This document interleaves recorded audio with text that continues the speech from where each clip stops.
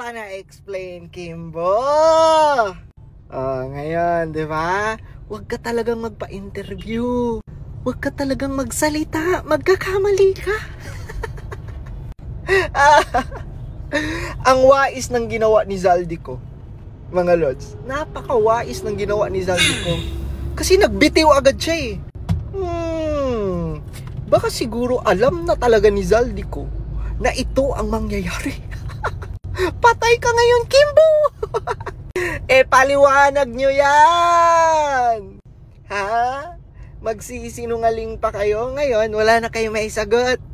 Kasi bistado na kayo na meron talaga mga blank items, di ba, doon sa buy cam nyo. Ngayon, hindi na kayo makasagot. Touch mob! May pa, he's lying ka pa, Mr. President. Tapos ito, parang inamin nyo na rin talaga yung mga blanco sa buy cam report. Basahin natin mga lods. Executive Secretary Lucas Bersamin said on Friday that the Office of the President would not be held liable. Hugas kamay! If the issue of the supposed black items in the bicameral conference committee report on the 2035 national budget will be brought before the Supreme Court. Ayan na, humanda kayo. Yun naman sinasabi namin, Bersamin, ang sinasabi namin, BICAM report.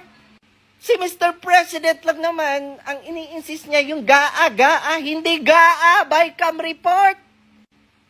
Hindi kami ang mananagot dyan, Bersamin says, on supposed blank items in 2025 budget. So, inaamin nyo na.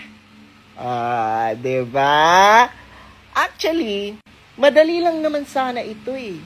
Dapat kasi ang sinabi ni Mr. President, dapat kasi ang sinabi mo, BBM, wala ako doon sa BICAM meeting. Pwede pang ganun, accepted pa yon. Hindi eh. Si Mr. President, si BBM, kung ano-ano. Ito mga lods ha, hindi ba kayo nagtataka?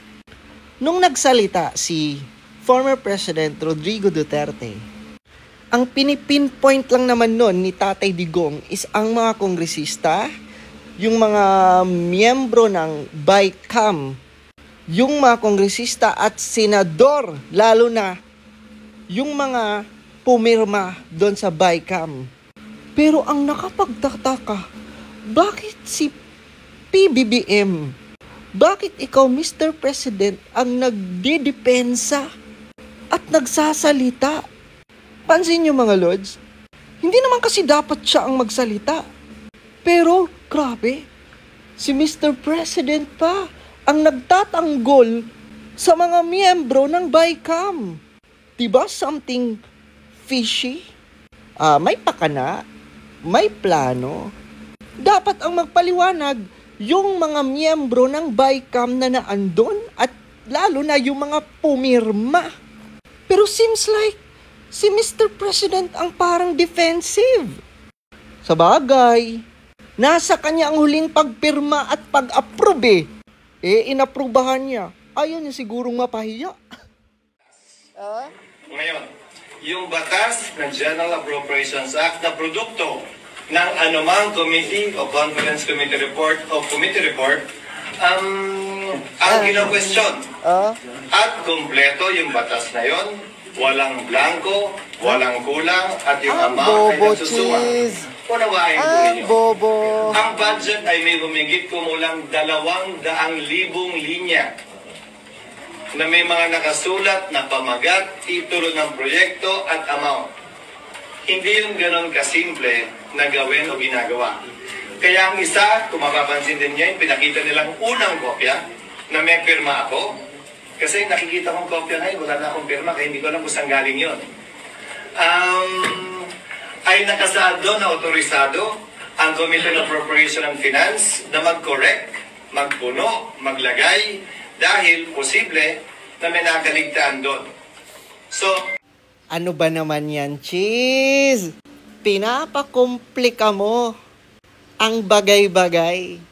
Doon nga sa BICAM, hindi naman doon sa GAA.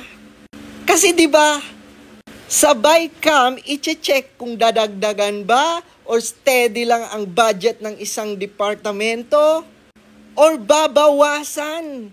Ang problema nga, Cheese, may mga blanco sa BICAM na nakalusot at may mga pirma na. So, ang tanong dito, Cheese, sino ang nag-fill in the blanks? Yun, Cheese.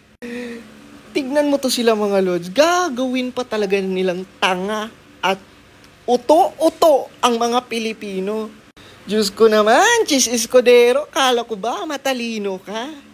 Magre-react ba? Si Tatay Digong, magre-react ba ang ibang kongresista kung tama yung BICAM report?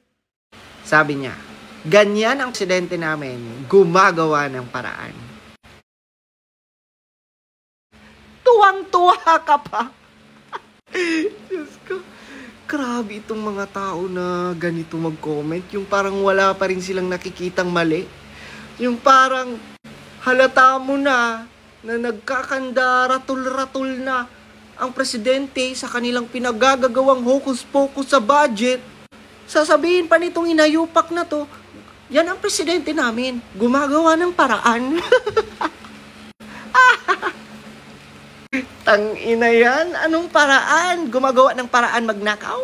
Gumagawa ng paraan para mailusot ang hocus-pocus? Be specific! Saan gumagawa ng paraan, boy?